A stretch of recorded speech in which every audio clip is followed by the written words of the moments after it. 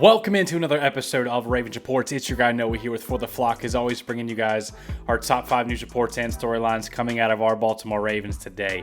John Harbaugh gave us an update on Lamar Jackson, Roquan Smith, Chidobe Awuzie, and other key starters are officially back at practice after this bye week. John Harbaugh talks about getting his team back on track, plus NFL trade rumors and some other places have some interesting trade projections for the Baltimore Ravens, including one for defensive tackle Shelby Harris. Plus, the Baltimore Ravens just hosted defensive end Carl Lawson and another player in on a visit. We got all that and much more, so let's dive into the content. At number 1, let's talk about this update on Lamar Jackson, get the big news up front. Lamar Jackson is not at practice yet. Very unfortunate. We were hoping that he'd be fully back in the swing of things after this bye week. It's still reported that he's expected to play against the Chicago Bears. The day to look for his availability, where you start to get concerned, is Wednesday. If he's out there getting reps on Wednesday, you feel good about him playing. If he's not out there getting reps on Wednesday, you are very, very concerned about his availability. And also, you're a little bit concerned right now because how truly healthy is Lamar Jackson right now if he's not out there getting some reps on Monday? That's a little bit concerning. Maybe they just want to give him some extra rest and make sure he's good before Wednesday's actual practice, when he's game prepping for these Bears. On the good news, though, at number 2, Ronnie Stanley, Roquan Smith, Chidobe Awuzie, and Patrick Ricard are all back. So after this bye week, the Ravens are 100% fully healthy, besides Lamar Jackson and Nnamdi Madubuike, who's out for a season-ending injury. We also have Tavius Robinson, who's out 6 to 8 weeks with that foot fracture, and John Harbaugh talked about that. Obviously, the most important injury here is Lamar Jackson. The Ravens will have their hands full trying to get a win against these Chicago Bears without him, because so far the Ravens have generated an average of 6.5 points without Lamar Jackson on the field. Very, very concerning. Now, a big question mark goes, if Lamar Jackson can't play against the Bears, are the Ravens going to roll with Cooper Rush, who struggled in his last few games, or are they going to roll out with Tyler Huntley? So also important to note the Chicago Bears don't have the best run defense. So if the Ravens want to go really run heavy with Derrick Henry and Tyler Huntley on those options, sprinkle in some Justice Hill, Keaton Mitchell, getting Patrick Ricard back, that wouldn't be a bad game plan against a not so good rush defense. Plus, the Baltimore Ravens defense would be fully back at strength with Roquan Smith, Chidobe, and other guys back out there. Alohi Gilman, Kyle Hamilton, the secondary is now back in the line. They had a lot of time to look at some film and get some corrections made. So the Ravens are on track. We just need Lamar Jackson back fully healthy. And the Baltimore Ravens don't have a lot of room for error down the stretch. They're at 1-5, which means they can only drop 2 games down the stretch if they want to make these playoffs. 10-7 probably gets you in the dance. But if you want to win the division, you might be able to only drop 1, get 11 wins, and you'd have to beat Pittsburgh probably twice to get back. However, it's interesting. The Ravens are actually favorites over the Chicago Bears right now. 6.5 point favorites, despite the Bears winning their last 4 games. They're on a streak right now. The Ravens also have, the percentages to win the AFC North, 42 compared to Pittsburgh Steelers, 48. So the analysts, the big markets who are putting all the money out there, have faith in the Ravens still, because we know when 8's on the field, you got a chance.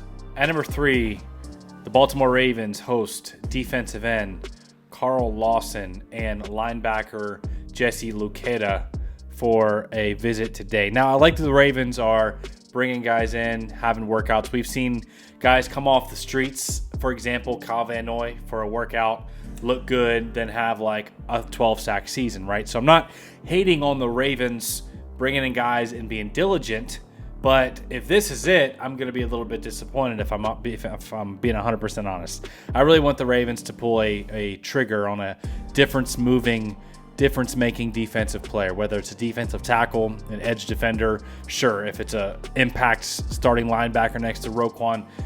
But really, we need help on that defensive front, especially at edge. The Ravens only have 3 edge players on their roster right now. So that's why they're bringing in guys like Jesse Luketa and Carl Lawson. Carl Lawson would be interesting after he left the Cincinnati Bengals, where he was a Pro Bowl type of player.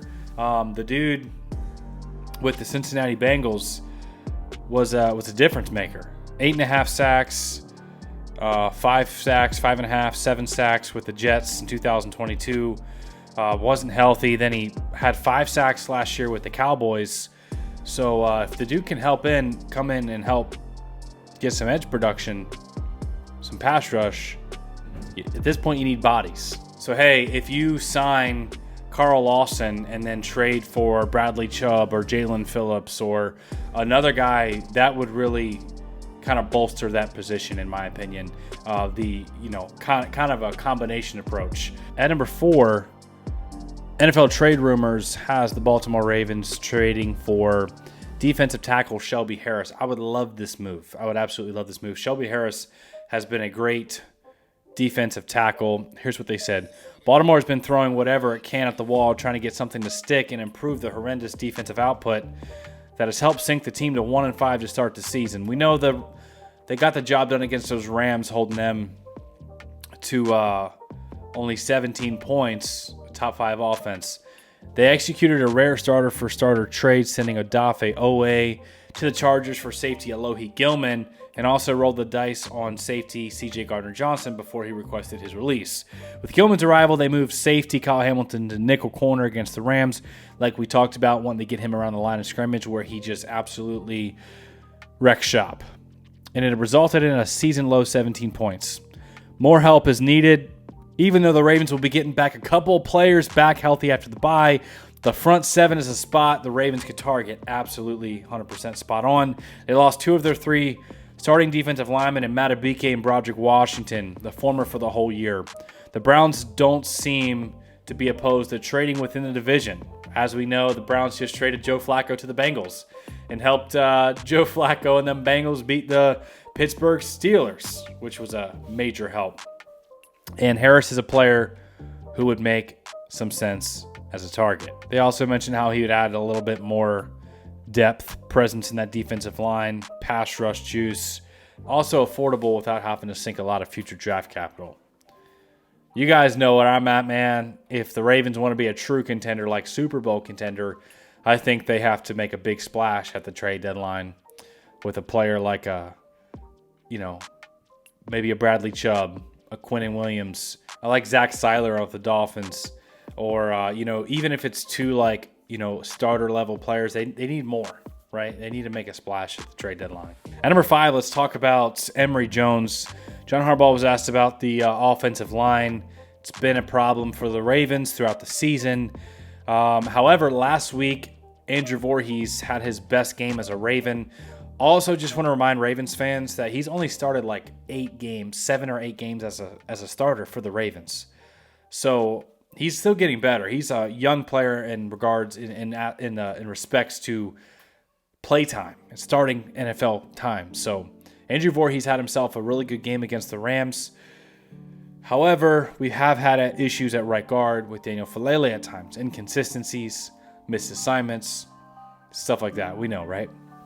Emory Jones is in the mix this season and will factor in this season according to John Harbaugh. However, John Harbaugh mentioned that Emory Jones, 3rd-round pick out of LSU, exciting player, prospect. He was a tackle. He mentions that he's got a lot to learn as far as the pass protection calls and stuff like that. But he is working his way into the conversation. He's not medically cleared by the doctors yet. However, he will not be put on season-ending IR. He is practicing and improving in practice, but just waiting for the green light from the doctors for him to be approved for game action. So that'll be next week, according to John Harbaugh, but not this week against the Chicago Bears. So a change at right guard could be coming with a talented young offensive lineman. Andrew Voorhees is improving. We know the defense got a lot better last week against the Rams. They're coming off a bye week, and they're getting healthy. So the stuff is looking good for the Baltimore Ravens. Whether or not Lamar Jackson plays against these Bears, they have to win. They have to win to keep their season afloat. You cannot start off 1-6. I don't care who they're starting out there. You got to find a way to win. against these Bears. So let me know all of your thoughts in the comments section below. Let me know your top trade targets.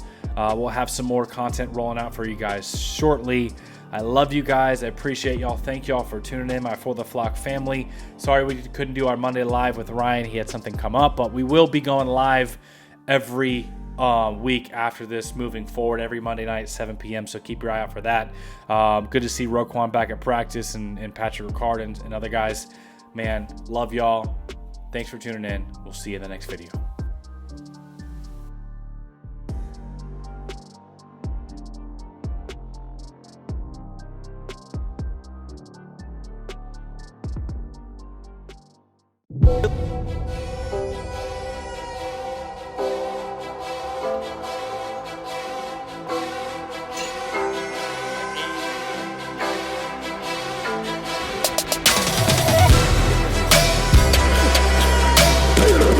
When he wasn't looking, he ran me over.